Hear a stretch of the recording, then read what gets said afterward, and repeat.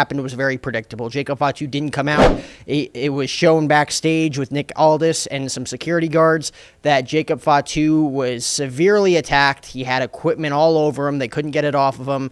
Jacob Fatu was spitting out blood. He had teeth on the floor. Jacob Fatu unable to compete, and he's going to be out of action for a while. We don't know who did it. One could assume it was Drew McIntyre. Some are saying maybe it's Cody Rhodes. It could be Randy Orton. It could be the MFTs. The thing with this, they tried to pull this off and they did successfully, I should say. They pulled it off successfully last year with Jade Cargill. Jade Cargill got into a wreck last year. She was on top of a car. The windshield was smashed in half. She looked like she had died. They pulled that angle off well between her, Bianca Belair, who she was tag team champions with at the time. They insert Naomi. Naomi's now tag team champions with Bianca Belair. I feel like the writing was on the wall that it was Naomi the whole time, but for about 4 months, Bianca Belair and Naomi were tag team champions. Up until the Elimination Chamber, Naomi and Liv Morgan in the chamber. Who returns but Jade Cargill? Jade Cargill shockingly attacks Naomi after they kind of set it up that it could be Liv Morgan in the Judgment Day. This is going to be something completely different because the writing isn't necessarily on the wall as to who attacked Jacob Fatu. It could have been the MFT, Solo Sikoa's group.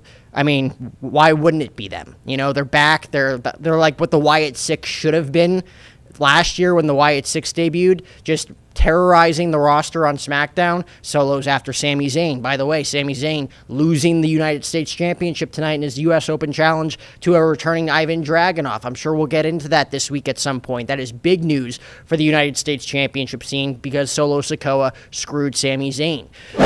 Why wouldn't you pitch the idea of Solo Sikoa coming after his family member, his cousin, his brother, Jacob Fatu? It's plausible.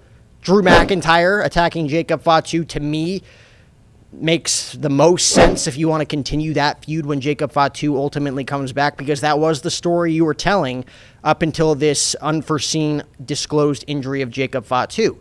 Then you go Drew McIntyre versus Jacob Fatu, potentially at WrestleMania 42 if Drew's not the champion by that point, or if Drew's not, in the title scene at that point. Hell, Drew McIntyre versus Jacob Fatu for the WWE Championship at WrestleMania 42. You could sign me up for that. That is a whole fresh paint on the WWE Championship scene, and I think a lot of people would sign up for McIntyre versus Fatu for the title if they book that correctly. The other story that you could tell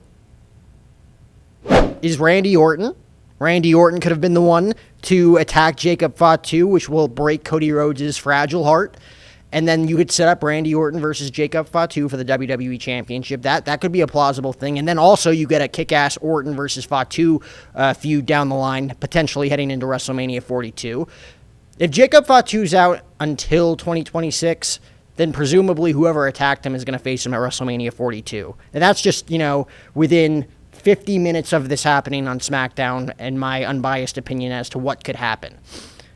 The other story that you could tell, and I don't think this is the case, even though some people are making drastic claims of this online already, maybe Cody Rhodes was the one behind the attack, and then that sets up Cody Rhodes versus Jacob Fatu in the long run, potentially at WrestleMania 42.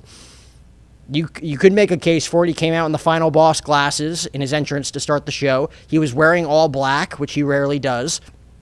Cody Rhodes is the bona fide white meat babyface on WWE television. I don't think there's any real chance that he turns heel anytime soon. Everybody online, at very least, I don't think anybody in the crowd wants to see Cody Rhodes turn heel. He still gets the biggest pop in the company at live shows.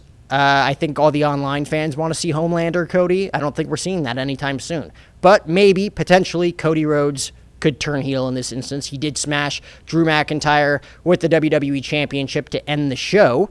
When they booked that, when Drew McIntyre came out and said he had nothing to do with the attack, Cody Rhodes came out